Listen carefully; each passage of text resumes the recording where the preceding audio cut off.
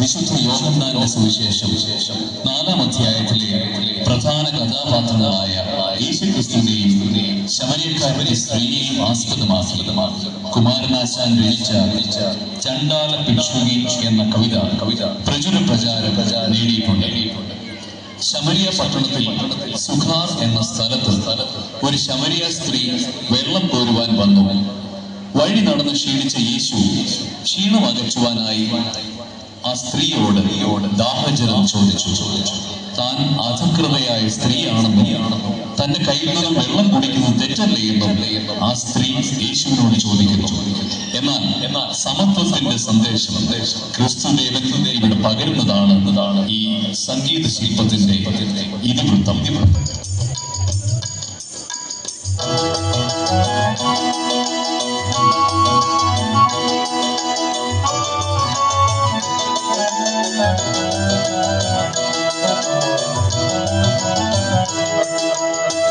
നട്ടുച്ച നേരത്ത് കിണറിന്റെ തീരത്ത് വെള്ളത്തിനായി ഞാൻ കാത്തിരിക്കൂ. നാരി ഒരു പാത്രം ദാഹജലം നീക്കു നൽകൂ. അയ്യയ്യോ നീയൊരു യൂതൻ, ഞാൻ ഇന്നൊരു സമരായത്തി, ഞാൻ കോരിയ വെള്ളം തൊട്ടാൽ തിന്നലില്ലേ, ഞാൻ കോരിയ വെള്ളം തൊട്ടാൽ തിന്നലില്ലേ. അറിയുന്നില്ലേതും നീ എന്നോടു നീ ചോദിച്ചാൽ ജീവന്റെ ജലം കോരിത്തരുമല്ലോ ഞാൻ, ജീവന്റെ ജലം കോരിത്തരുമല്ലോ ഞാൻ. കയറില്ല പാളയമില്ല, നീ വെള്ളം കോരും, ജീവന്റെ ജലം പിന്നെ എങ്ങനെ കിട്ടും, ജീവന്റെ ജലം പിന്നെ എങ്ങനെ കിട്ടും. ഞാൻ നൽകും നിത്യജലം നീ വിശ്വാസമിയെന്ന് കുടിച്ച നാരി നിനക്കൊരു നാളും ദാഹിക്കില്ല, നാരി നിനക്കൊരു നാളും ദാഹിക്കില്ല.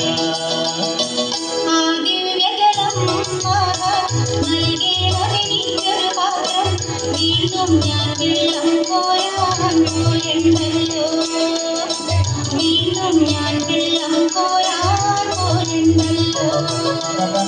മഹിളെ നീ വീട്ടിൽ പോയി കണവനെ കൊണ്ടുവരൂ നീ, അപ്പോൾ ഞാൻ കോരി വിളമ്പാം ജീവന്റെ ജലം, അപ്പോൾ ഞാൻ കോരി വിളമ്പാം ജീവന്റെ ജലം. ഗുരുവേ നീ കോപിക്കരുതേ, വീട്ടിൽ ഞാൻ എന്തിനു പോകാം, എന്നിൽ ആ സത്യമെനിക്കു ഭർത്താവില്ല, ഈ ആ സത്യമെനിക്കു ഭർത്താവില്ല.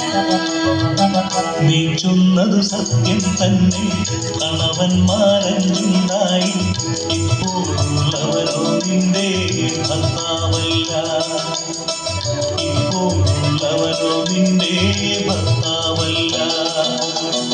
നിൻഹിതമെൻ ജീവചരിത്രം നീ എങ്ങനെ സർവമറിഞ്ഞു, ദൈവകരം തെളിവായി നിന്നിൽ കാണുന്നു ഞാൻ, ദൈവകരം തെളിവായി നിന്നിൽ കാണുന്നു ഞാൻ. മകളെ നീ ശങ്കിക്കണ്ട, ദൈവത്തിൻ പുത്രൻ തന്നെ നിൻ മുന്നിൽ നിൽക്കുന്നു, നീ അറിഞ്ഞുകൊള്ളുക, നിൻ മുന്നിൽ നിൽക്കുന്നു, നീ അറിഞ്ഞുകൊള്ളുക. നാഥാ നിൻ തിരുമൊഴി കേൾക്കാൻ ഭാഗ്യമെനിക്കെങ്ങനെയുണ്ടായി, തൃപ്പാദം വിശ്വാസമോടെ വണങ്ങിടുന്നേ, തൃപ്പാദം വിശ്വാസമോടെ വണങ്ങിടുന്നേ.